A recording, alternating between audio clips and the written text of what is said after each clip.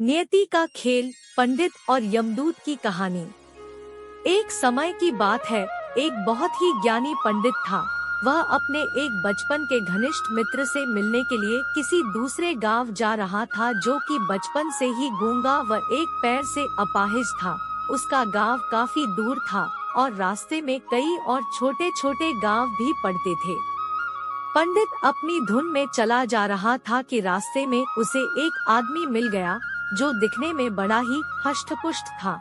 वह भी पंडित के साथ ही चलने लगा।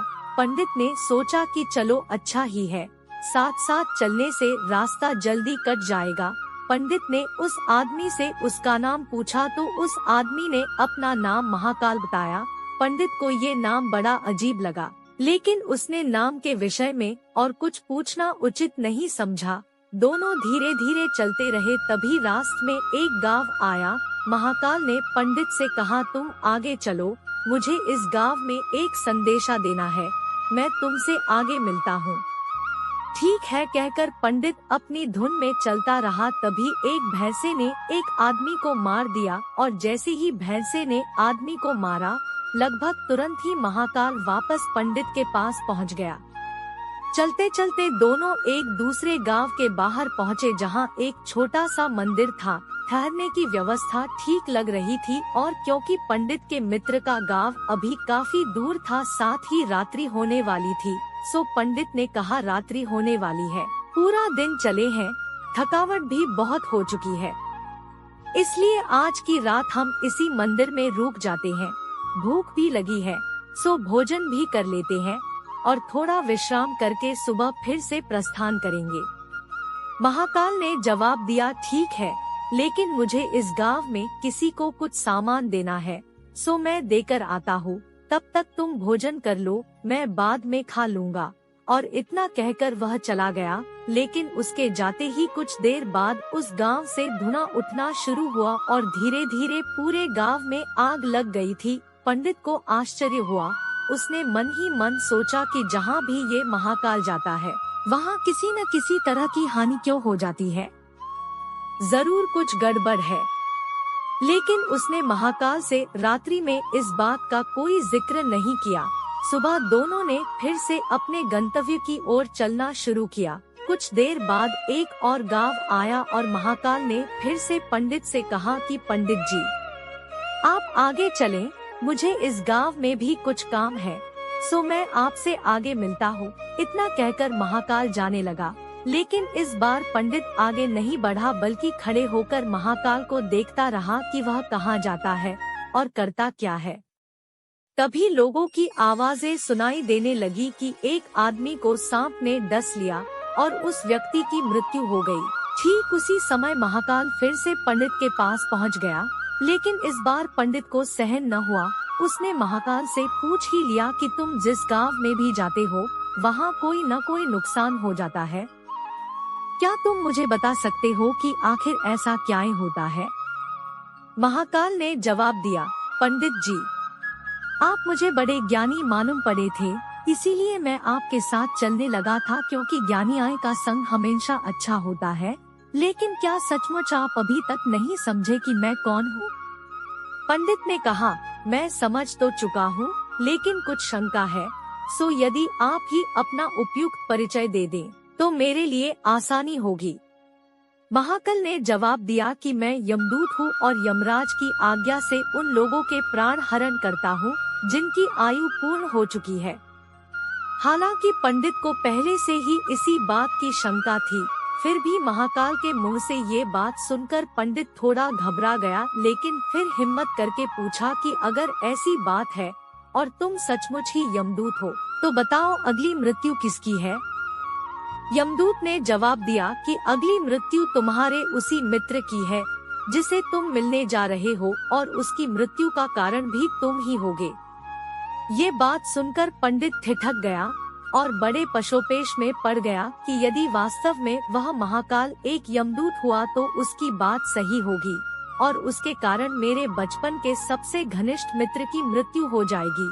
इसलिए बेहतर यही है कि मैं अपने मित्र से मिलने ही न जाऊं, कम से कम मैं तो उसकी मृत्यु का कारण नहीं बनूंगा। तभी महाकाल ने कहा कि तुम जो सोच रहे हो वो मुझे भी पता है, लेकिन तुम्हारे अपने मित्र से मिलने न जाने के विचार से नियति नहीं बदल जाएगी। तुम्हारे मित्र की मृत्यु निश्चित है और वह अगले कुछ ही क्षणों में घटित होने वाली है। महाकाल के मुख से ये बात सुनते ही पंडित को झटका लगा, क्योंकि महाकाल ने उसके मन की बात जान ली थी, जो कि किसी सामान्य व्यक्ति के लिए तो संभव ही नहीं थी। फलस्वरूप पंडित को विश्वास हो गया कि महाकाल सचमुच यमदूत ही है, इसलिए वह अपने मित्र की मृत्यु का कारण न बने, इस हेतु वह तुरंत पीछे मुड़ा और फिर से अपने गांव की तरफ लौटने लगा। परंतु जैसे ही वह मुड़ा, सामने से उसे उसका मित्र उसी की ओर तेजी से आता हुआ दिखाई दिया, जो कि पंडित को देखकर अत्यधिक प्रसन्न लग रहा था। अपने मित्र के आने की गति को देख पंडित को ऐसा लगा जैसे कि उसका मित्र काफी समय से उसके पीछे पीछे ही आ रहा था, लेकिन क्योंकि वह बचपन से ही गूंगा व एक पैर से अपाहिज था, इसलिए न तो पंडित तक पहुंच पा रहा था और न ही पंडित को आवाज देकर रोक पा रहा था। लेकिन जैसे ही वह पंडित के पास पहुंचा, अचानक न जाने क्या हुआ और उसकी मृत्यु हो गई। पंडित हक्का बक्का सा आश्चर्य भरी नजरों से महाकाल की ओर देखने लगा, जैसे कि पूछ रहा हो कि आखिर हुआ क्या उसके मित्र को। महाकाल पंडित के मन की बात समझ गया और बोला, तुम्हारा मित्र पिछले गांव से ही तुम्हारे पीछे पीछे आ रहा था, लेकिन तुम समझ ही सकते हो कि वह अपाहिज व गूंगा होने की वजह से ही तुम तक नहीं पहुंच सका। उसने अपनी सारी ताकत लगाकर तुम तक पहुंचने की कोशिश की, लेकिन बुढ़ापे में बचपन जैसी शक्ति नहीं होती शरीर में, इसलिए हृदयाघात की वजह से तुम्हारे मित्र की मृत्यु हो गई और उसकी वजह हो तुम, क्योंकि वह तुमसे मिलने हेतु तुम तक पहुंचने के लिए ही अपनी सीमाओं को लांघते हुए तुम्हारे पीछे भाग रहा था। अब पंडित को पूरी तरह से विश्वास हो गया कि महाकाल सचमुच ही यमदूत है और जीवों के प्राण हरण करना ही उसका काम है। चूँकि पंडित एक ज्ञानी व्यक्ति था और जानता था कि मृत्यु पर किसी का कोई रस नहीं चल सकता, वह सभी को एक न एक दिन मरना ही है, इसलिए उसने जल्दी ही अपने आप को संभाल लिया। लेकिन सहसा ही उसके मन में अपनी स्वयं की मृत्यु के बारे में जानने की उत्सुकता हुई, इसलिए उसने महाकाल से पूछा, अगर मृत्यु मेरे मित्र की होनी थी तो तुम शुरू से ही मेरे साथ क्यों चल रहे थे? महाकाल ने जवाब दिया, मैं तो सभी के साथ चलता हूँ और हर क्षण चलता रहता हूँ। केवल लोग मुझे पहचान नहीं पाते, क्योंकि लोगों के पास अपनी समस्याओं के अलावा किसी और व्यक्ति, वस्तु या घटना के संदर्भ में सोचने या उसे देखने समझने का समय ही नहीं है। पंडित ने आगे पूछा, तो क्या तुम बता सकते हो कि मेरी मृत्यु कब और कैसे होगी? महाकाल ने कहा, हालांकि किसी भी सामान्य जीव के लिए ये जानना उपयुक्त नहीं है, क्योंकि कोई भी जीव अपनी मृत्यु के संदर्भ में जानकर व्यथित ही होता है। लेकिन तुम ज्ञानी व्यक्ति हो और अपने मित्र की मृत्यु को जितनी आसानी से तुमने स्वीकार कर लिया है, उसे देख मुझे ये लगता है कि तुम अपनी मृत्यु के बारे में जानकर भी व्यथित नहीं होगे। सो तुम्हारी मृत्यु आज से ठीक 6 माह बाद आज ही के दिन, लेकिन किसी दूसरे राजा के राज्य में फांसी लगने से होगी। और आश्चर्य की बात ये है कि तुम स्वयं खुशी से फांसी को स्वीकार करोगे। इतना कहकर महाकाल जाने लगा, क्योंकि अब उसके पास पंडित के साथ चलते रहने का कोई कारण नहीं था। पंडित ने अपने मित्र का यथास्थिति जो भी कर्मकांड संभव था किया और फिर से अपने गांव लौट आया। लेकिन कोई व्यक्ति चाहे जितना भी ज्ञानी क्यों न हो, अपनी मृत्यु के संदर्भ में जानने के बाद कुछ तो व्यथित होता ही है और उस मृत्यु से बचने के लिए कुछ न कुछ तो करता ही है। सो पंडित ने भी किया। चूँकि वह राजा का खास मेहमान था, इसलिए किसी भी पहरेदार ने उसे न ताए रोका न किसी तरह की पूछताछ की। अस्तबल में पहुंचकर वह सबसे तेज दौड़ने वाले घोड़े पर सवार होकर नींद की बेहोशी में ही राज्य की सीमा से बाहर दूसरे राज्य की सीमा में चला गया।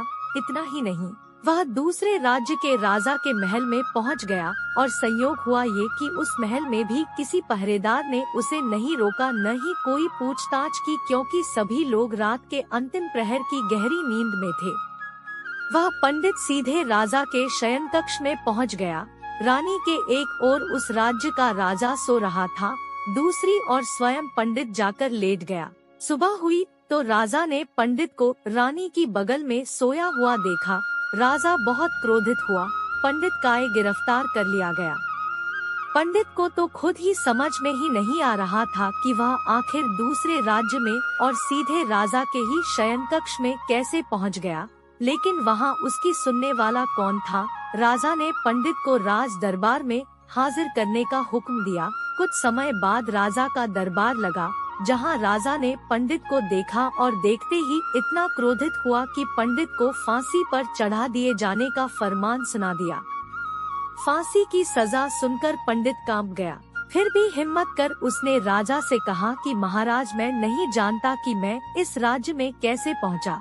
मैं ये भी नहीं जानता कि मैं आपके शयन कक्ष में कैसे आ गया और आपके राज्य के किसी भी पहरेदार ने मुझे रोका क्यों नहीं। लेकिन मैं इतना जानता हूँ कि आज मेरी मृत्यु होनी थी और होने जा रही है।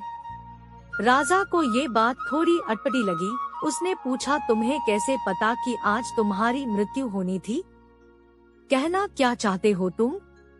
राजा के सवाल के जवाब में पंडित से पिछले 6 महीनों की पूरी कहानी बता दी और कहा कि महाराज, मेरा क्या, किसी भी सामान्य व्यक्ति का इतना साहस कैसे हो सकता है कि वह राजा की उपस्थिति में राजा के ही कक्ष में रानी के बगल में सो जाए।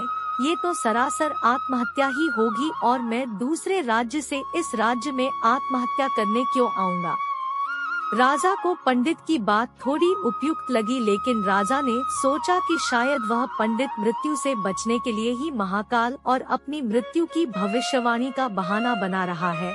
इसलिए उसने पंडित से कहा कि यदि तुम्हारी बात सत्य है और आज तुम्हारी मृत्यु का दिन है, जैसा कि महाकाल ने तुमसे कहा है, तो तुम्हारी मृत्यु का कारण मैं नहीं बनूंगा। लेकिन यदि तुम झूठ कह रहे हो तो निश्चित ही आज तुम्हारी मृत्यु का दिन है।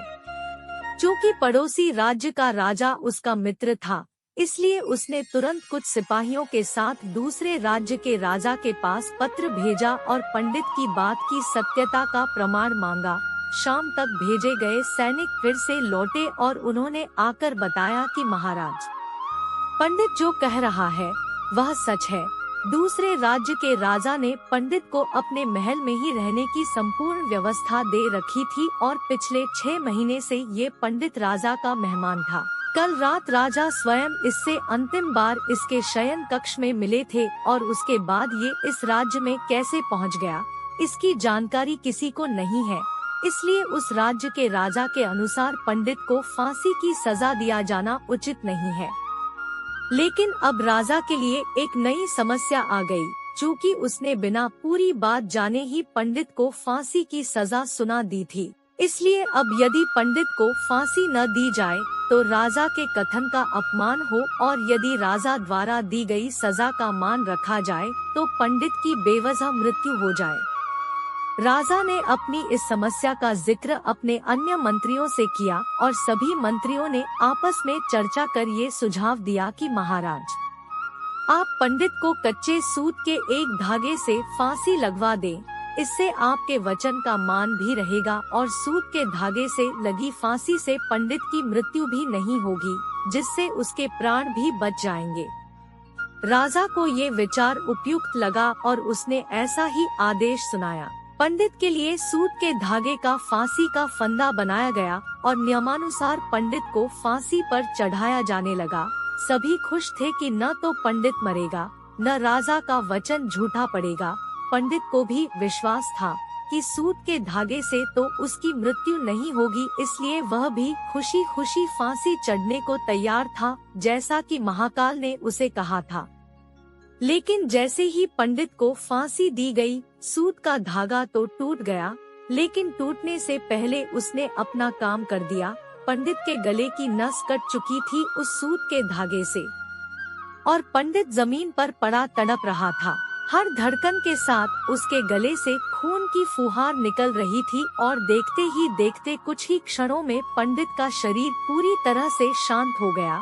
सभी लोग आश्चर्यचकित हक्के बक्के से पंडित को मरते हुए देखते रहे।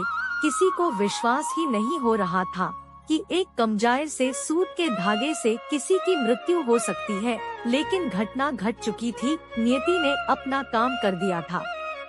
जो होना होता है वह होकर ही रहता है। हम चाहे जितनी सावधानियां बरते या चाहे जितने उपाय कर ले, लेकिन हर घटना और उस घटना का सारा ताना बाना पहले से निश्चित है, जिसे हम रत्ती भर भी इधर उधर नहीं कर सकते। इसीलिए ईश्वर ने हमें भविष्य जानने की क्षमता नहीं दी है, ताकि हम अपने जीवन को ज्यादा बेहतर तरीके से जी सकें। तो दोस्तों, अगर हमारी वीडियो अच्छी लगी हो तो वीडियो को लाइक, शेयर और सब्सक्राइब करना तो बिल्कुल ना भूले, और दोस्तों साथ ही साथ बेल आइकन जरूर दबा दे, ताकि हमारी जो अगली वीडियो आएगी उसका नोटिफिकेशन आपको मिलता रहेगा। धन्यवाद।